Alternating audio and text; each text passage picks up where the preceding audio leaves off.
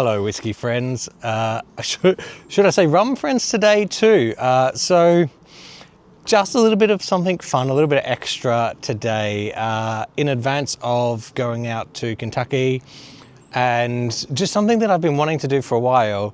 I've come down to 3 County Spirits, so you can see behind me this tiny little place. I'll put like a video of like getting in here because it's a little bit difficult to find sometimes. But they're a small independent distiller that's only about 10 minutes from my house, so it's like really, really close. They do rum, some vodkas, some other stuff. I don't know too much about all of the stuff that they do, other than, I mean, it's not bourbon, so I've never kind of like made my way out here. And I thought, well, you know what? In the theme of going out and doing some distillery tours and wrapping my head around that and going to be doing all of this filming over in the US, why don't I just come in and check out the ones that are local to me in the first place? You know, everyone says like, oh, I've been and done all these things and never checked out their own backyard. So we're going to go in and we're going to check that out, meet Luke, who's the distiller here, and find out all about them, because I actually don't know that much. I know a bit, I follow them on social media, but I don't know enough. Let's go. Small batch distillery. Let's come on in.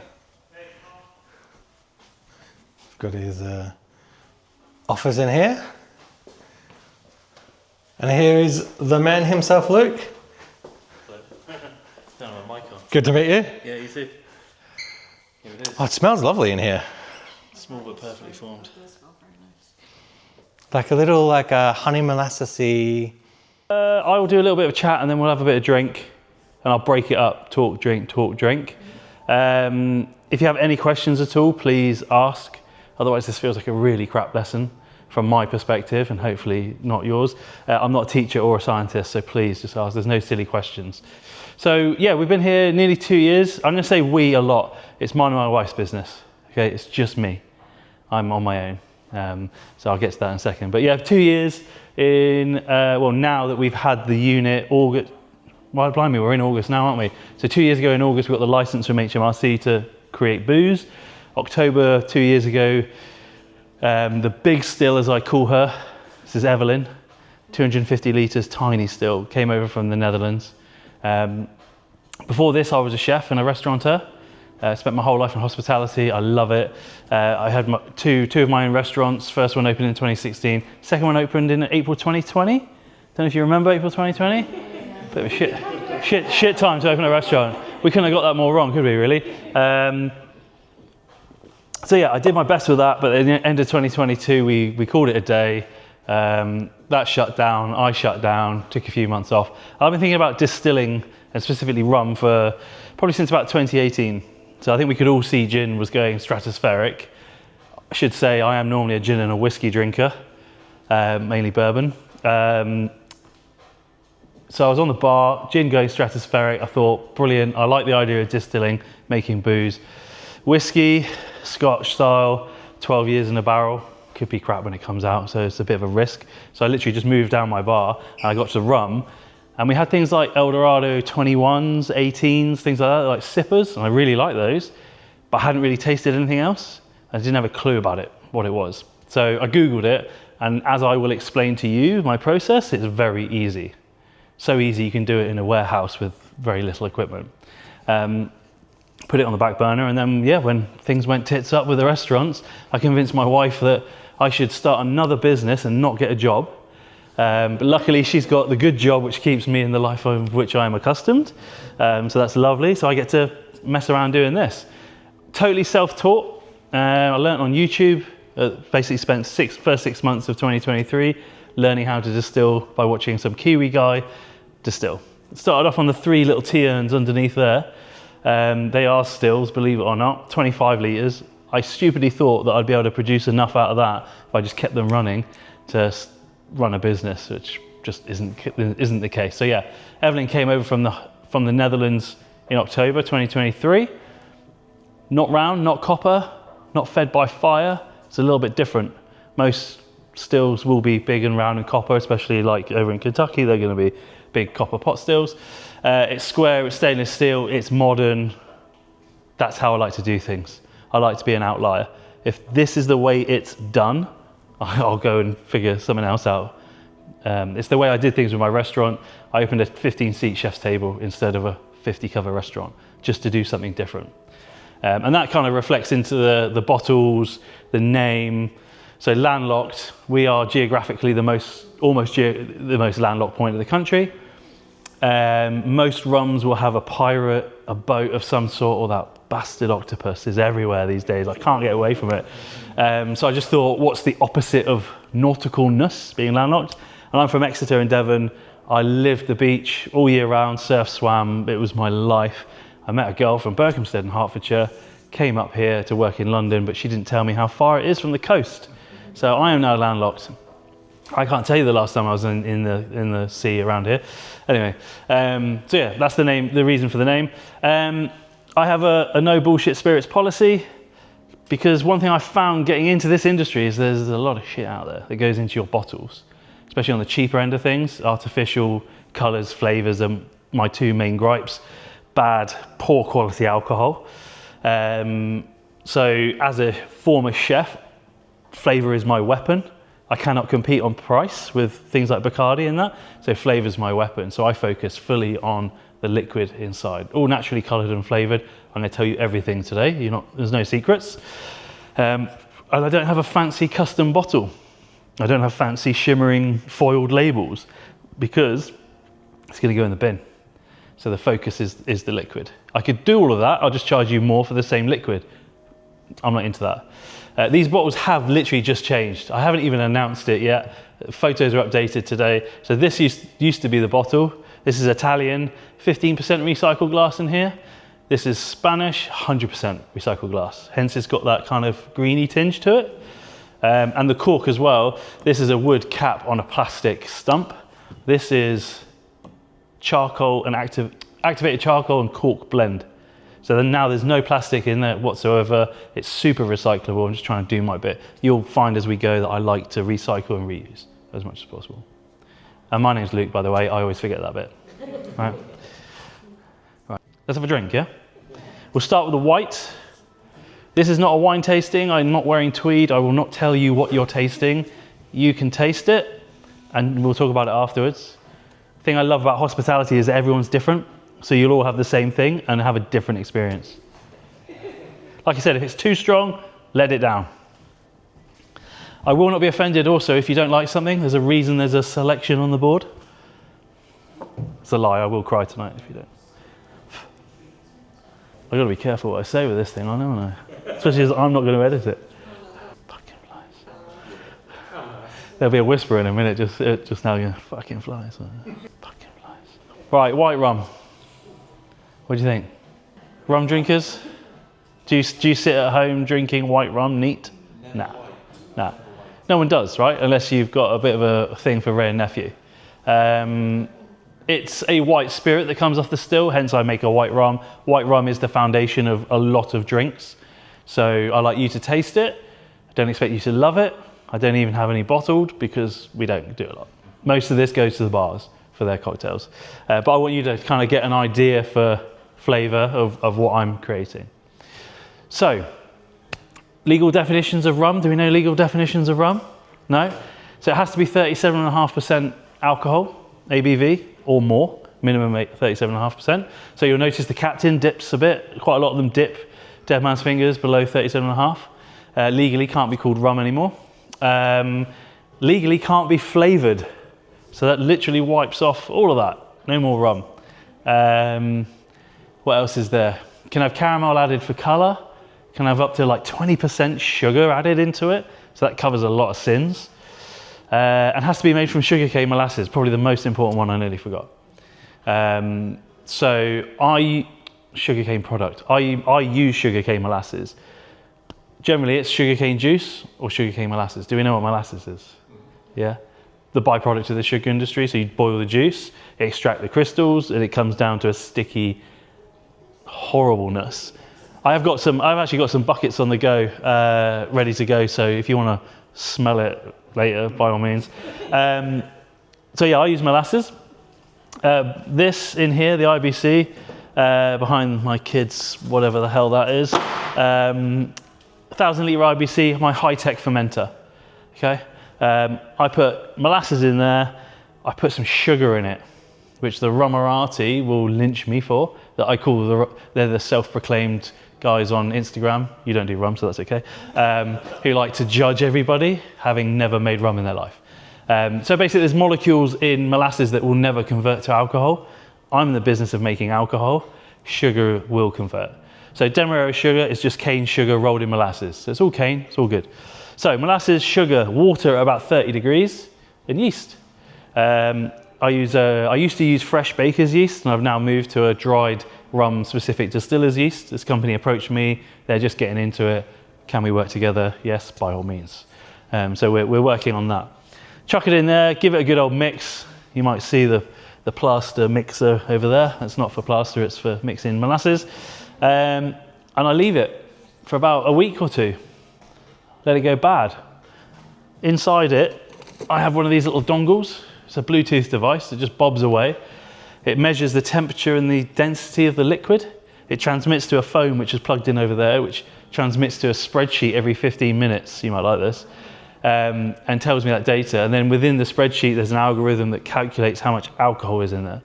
So as the temperature goes up, yeast eats the sugar, creates alcohol, CO2, and heat. So temperature goes up, it's doing something. Density, sugar drops, means it's turning to alcohol. It's doing something, so it knows by magic that this is going on. And then this normally tells me, I aim for about 10% alcohol, ABV in that, 1,000 litres. The last batch hit 12 because it's so warm. You'll notice it's not temperature controlled, it's not fancy. That is a fish tank heater, so when it does get cold, that will plop in and just keep it at a good temperature. But yeah, 10%. Sometimes in the winter, last winter I was fermenting in these big barrels here, wrapped in blankets, covered in molasses and nothing else, before anyone says. Silver jackets, desperately trying to keep the heat in there, and I was getting like 6, 7, 8 on a good 1%, which just means I get less alcohol, less product, costs me more money. I don't pass it on. I don't put my prices up just because I cocked it up. So that's it. That's fermentation. I told you it was easy. Sugar, water, yeast, leave it to go bad for 2 weeks. Bob's your uncle, you got alcohol. You could drink it and get pretty well on your way. So one IBC will hold 2/3 of the volume. Don't know what I'm going to do with the other 500 litres. And then the second IBC will be 2 fermenters. So I'll stagger it. So like start one another week. It's not a lot. Like I'm minuscule. I think small batch is 1,000 bottles per batch or less, and I'm like 250. So yeah, I'm not even close.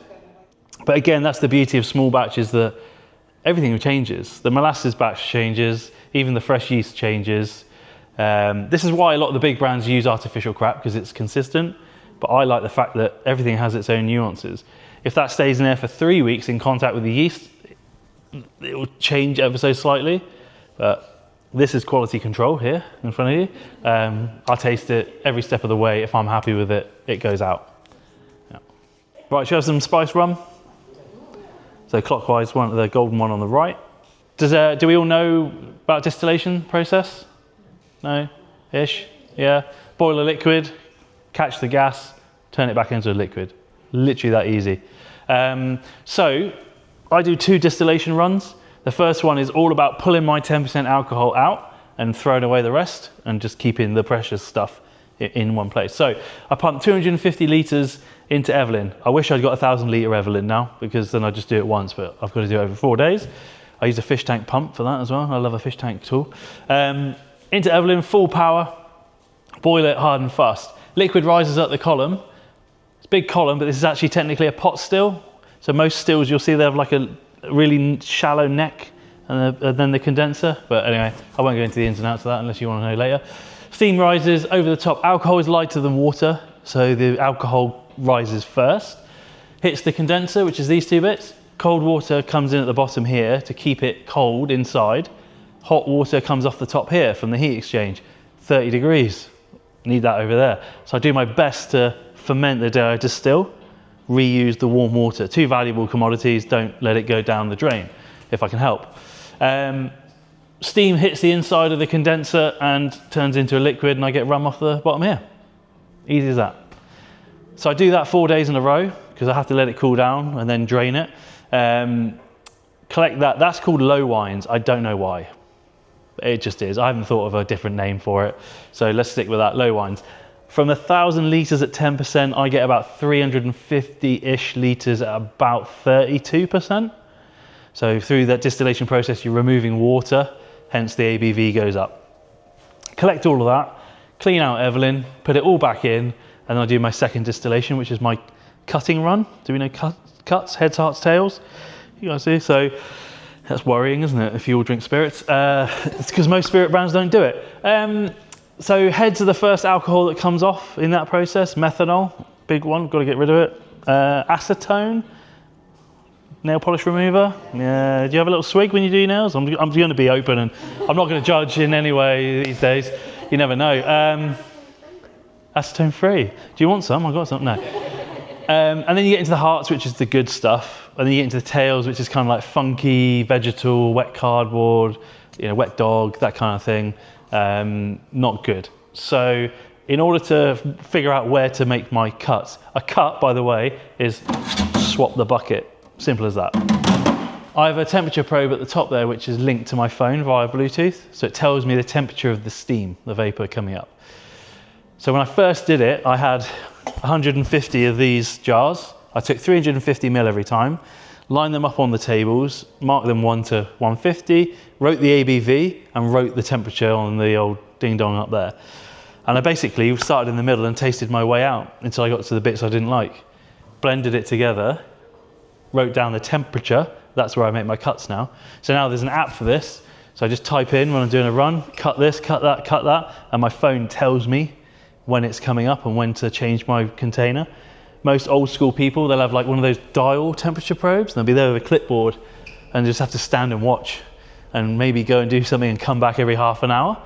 But if you get it wrong, you get it wrong. So this is modern tech, love it. So my hearts.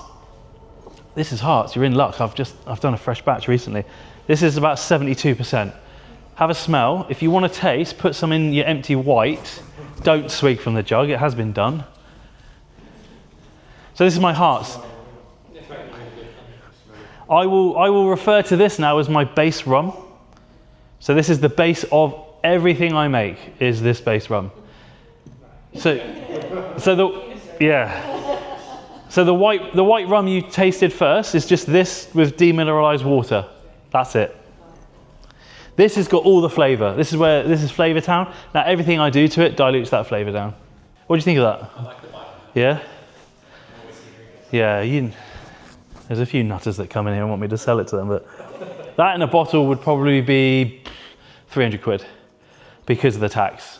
So a lot of people don't appreciate that about 50% of the bottle price is tax. Duty, VAT, happy days. Any questions on distillation?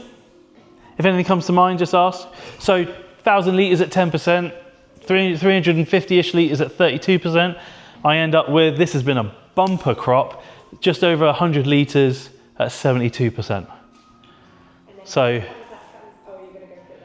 yeah, I'll go into the products later. So white rum, you just add water to that to bring the ABV down to 42. And then the rest of it I'll talk about as we go. So use a hydrometer. So old school tech, I only use this for Instagram because it looks pretty. Use a hydrometer. So this bobs and measures the density of the liquid, and it's calibrated to whatever. You know, when you look at a liquid in a clear flask, right, it does this. How are you supposed to see where the line is, right? It's stupid. So, modern tech. I use a digital hydrometer now. So it has lights in it. You just basically take a little bit of booze, put it in there, links to my phone. When we report our alcohol, we have to report at 20 degrees Celsius. It never comes off at 20 degrees Celsius. It's very rarely 20 degrees Celsius in here. It probably is now, but it's normally like 2 or 30. So luckily this calibrates and does all the maths for you to tell you what it is. So that's how I know. So I just calculate, if I've got 10 litres of 72%, roughly how much water to add. And then I've got all these drums of demineralized water. And then just add it, slowly, mix it, let it rest, mix it, let it rest, and then bingo. And you can have a 1% either way tolerance on it. So it says 42, but I could sell you 41 up to 43. and still call it 42. Honestly, I'm not a dirty bastard. I do try to get it bang on 42. If anything, I'll go slightly over. Because at this scale, 0.1, 0.2, like I'm not going to lose sleep over that. It's okay. Demineralized water, it's basically distilled water.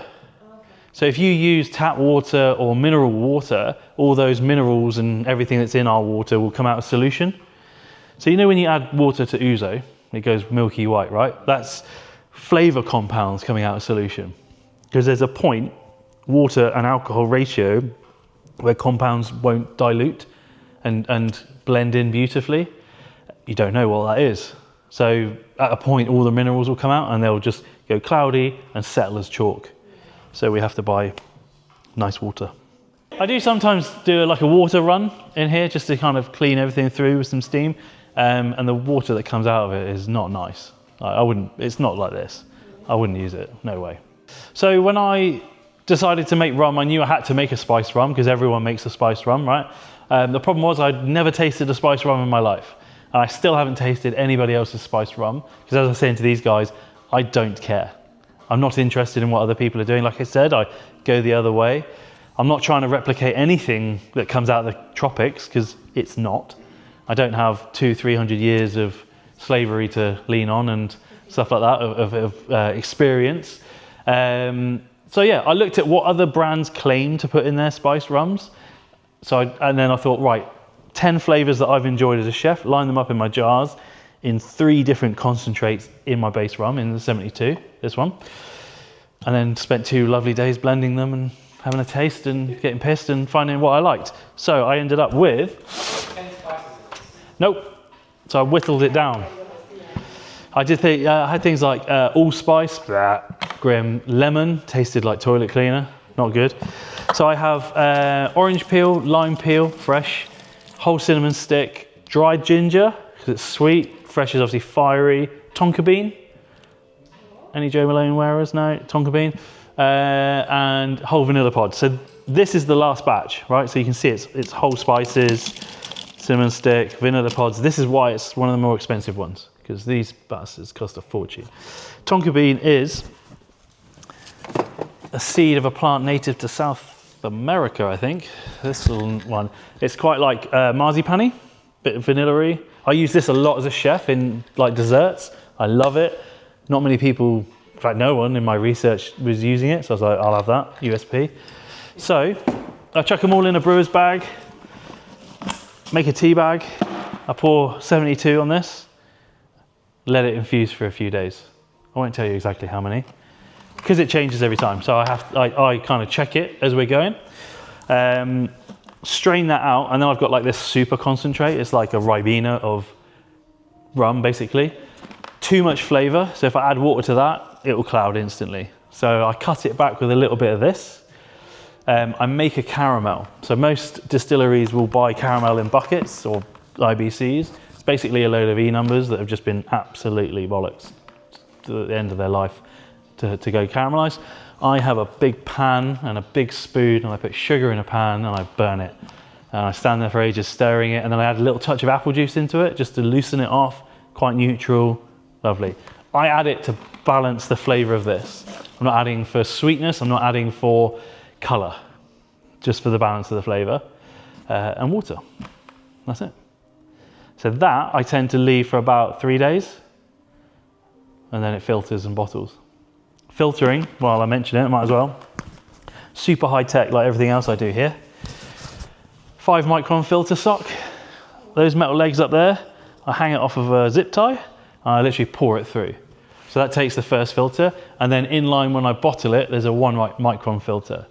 There's nothing aggressive, no charcoal, no chill filtering, which a lot of other places will do, and it strips out flavor, it strips out color. Like 2 things I've worked really hard to put in there. So, for example, oh, hang on, I've changed it. I think this batch, no, that's the spice.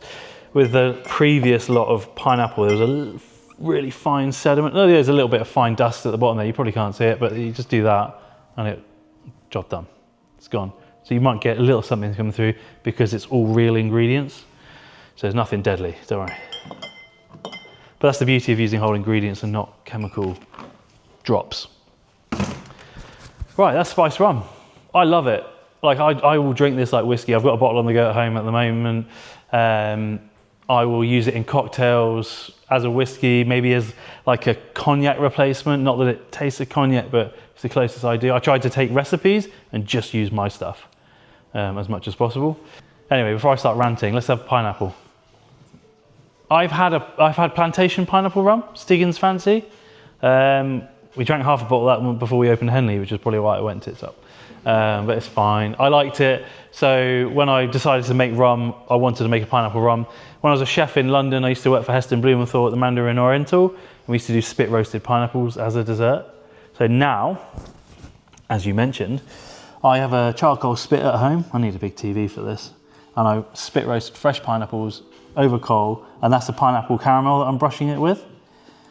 They go dark and sticky and juicy and lovely, because the fresh pineapple really in this country is pretty crap, right? Dry, tasteless, so you've got to do something with it. Get it all really juicy, chop up the pineapple, put it into the caramel for a week, let that infuse, strain it. The caramel is the flavour. So the caramel just gets added to this with water, which is why it's sweet, because it's where the flavour's at.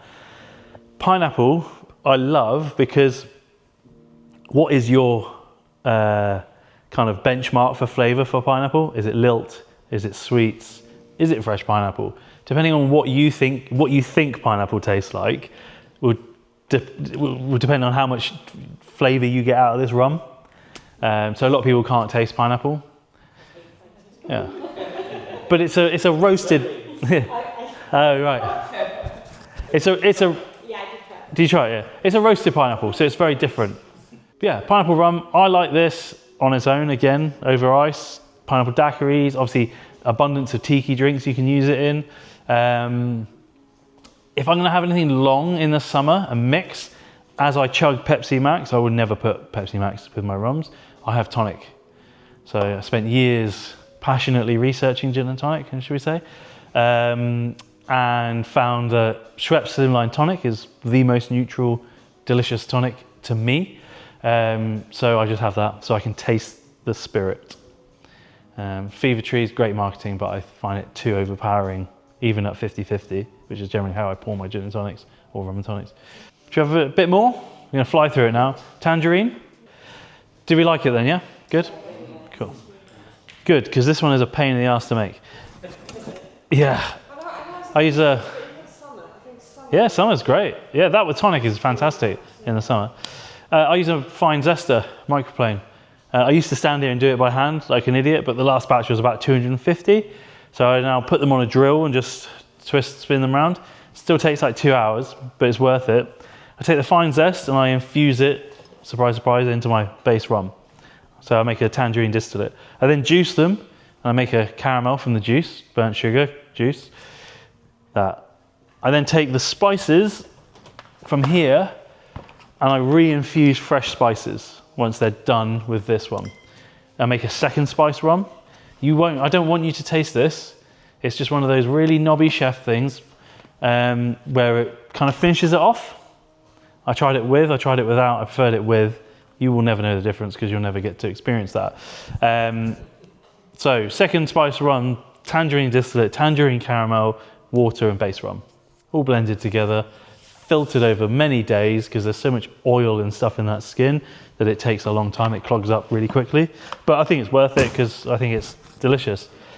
This came about because people were asking me if I did a spiced orange rum. I started off with these 4 as my rums and then branched out into the rest. I like orange as a flavour. I prefer things like mandarin, tangerine. I wanted mandarin so I could abuse Heston's name as much as he abused me as a chef, but I can't get mandarins for love nor money, so tangerine it is. These guys gave it 1 star because they said it tasted overwhelmingly of artificial caramel. So I kind of feel like I'm that good at caramel, they can't believe it's real. Feel like that spread, isn't it? Can't believe it's not butter. And they said I should look for a more natural flavour option than a whole tangerine. So I did ask them for some advice on, and they never came back to me. This one I like to use instead of triple sec, Cointreau, Grand Marnier, things like that in cocktails. I had a cocktail event last night. I was doing Cosmos and I put that in instead of Cointreau. I make an orange daiquiri. It makes a great crepe Suzette. Did that 2 years ago. That was really nice. What else have I got with it in? That's about it really. And again, just neat, really good. So flavor. So everything's high, right? It's 37.5% is the minimum I can go to. Trust me, I would love to take it down there, but the flavor dropped. I tested everything down there and most of them clouded when I got to that level of water. So either I do some aggressive filtering, which I don't want to. So I've already diluted the flavor. I'm gonna have to screw with it some more.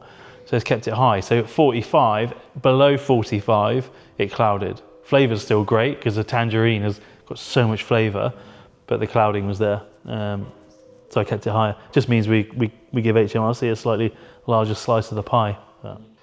Right, so a bit of dark rum. This might be a bit familiar for you if you drink Kraken. Yeah, no. A lot of people that don't drink rum, so don't drink Morgan's Dark and Kraken, look at it and go, "Oh, I'm a bit scared of that," and then they drink it. They're pleasantly surprised. No nasty aftertaste. That's good. Yeah.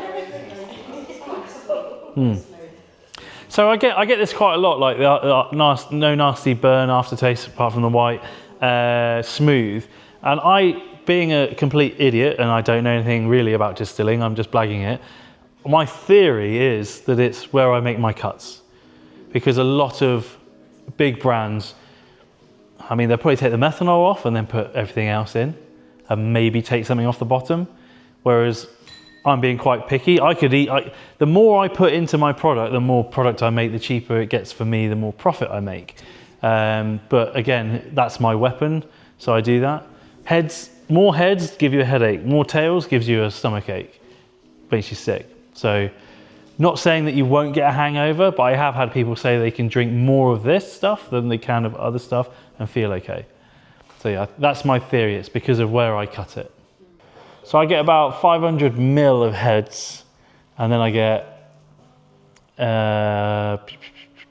so per batch, probably, yeah, per run, 50 litres of hearts, and then the best part of 200 litres of tails.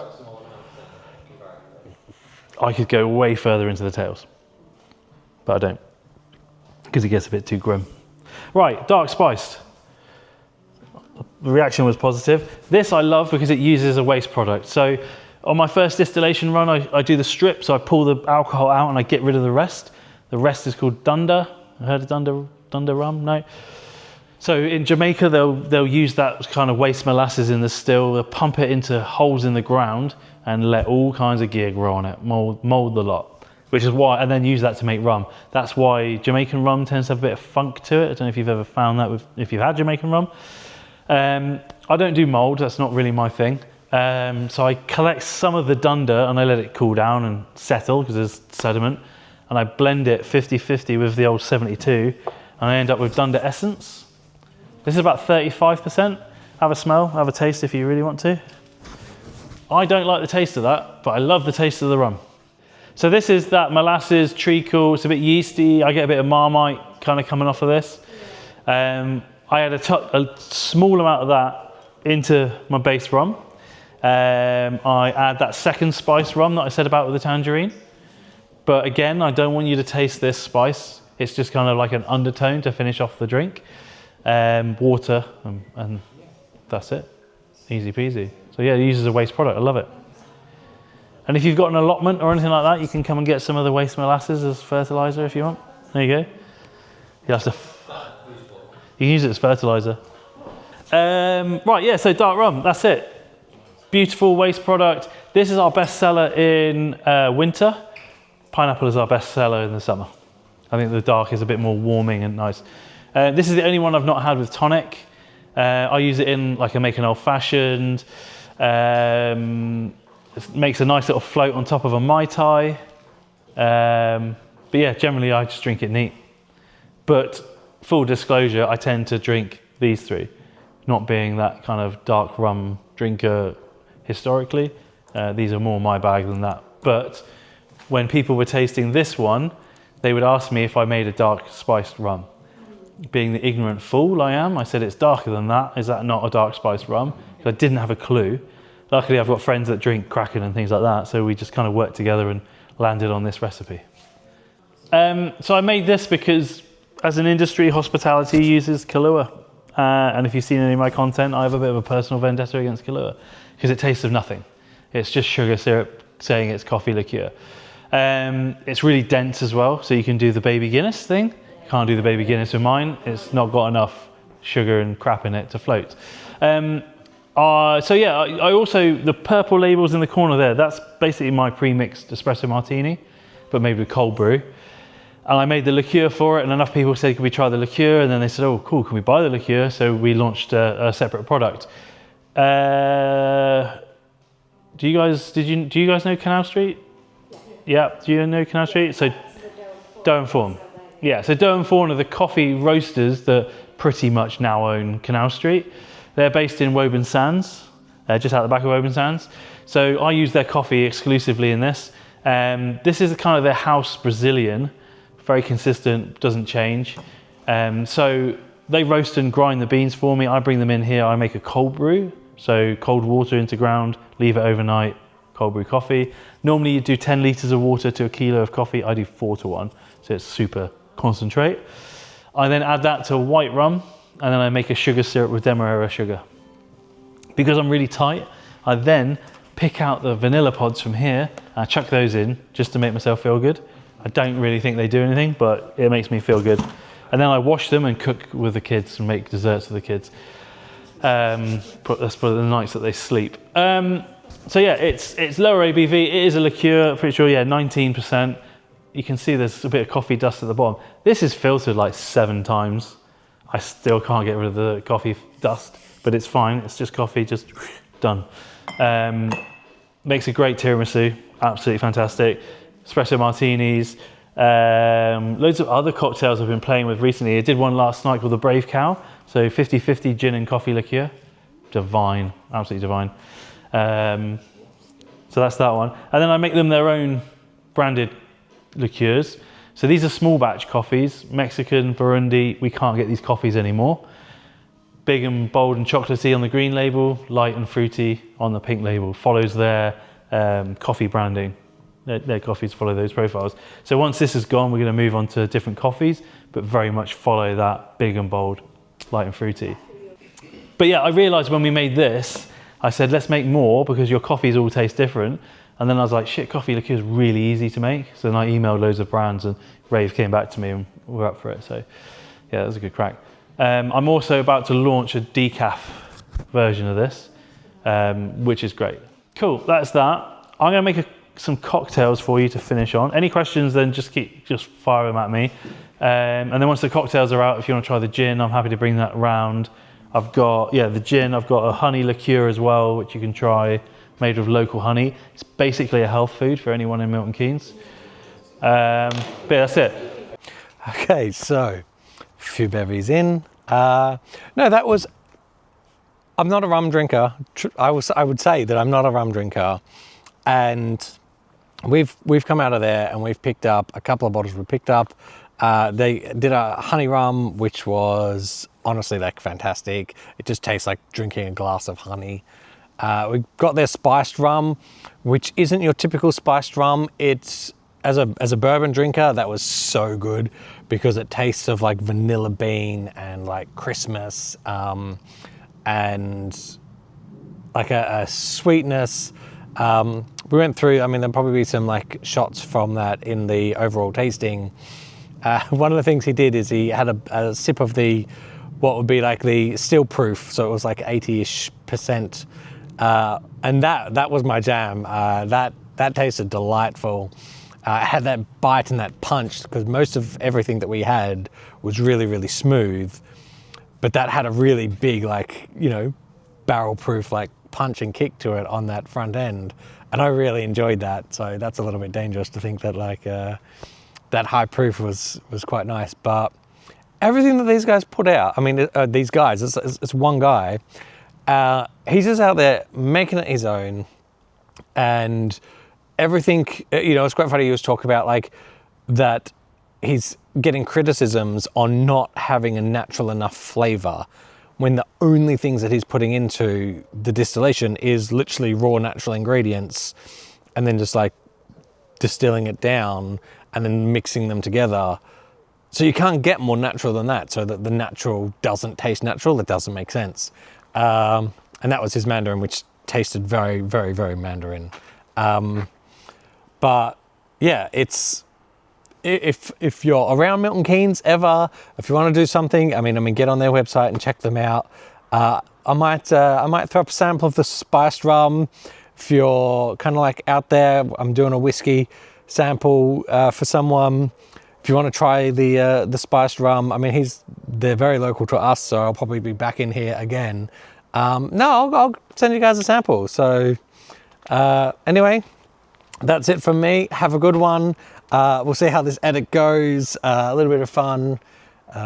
Haven't given away too much of the overall whole tasting because I didn't want to like spoil the overall experience. So it'll be a little bit clipped in on some highlights and some interesting stuff. So if you want to see the full kind of tasting experience, my recommendation is just come down and have it. It was a really, really fun night, a couple of hours, and yeah, we actually really enjoyed ourselves. I'll catch you on the next one.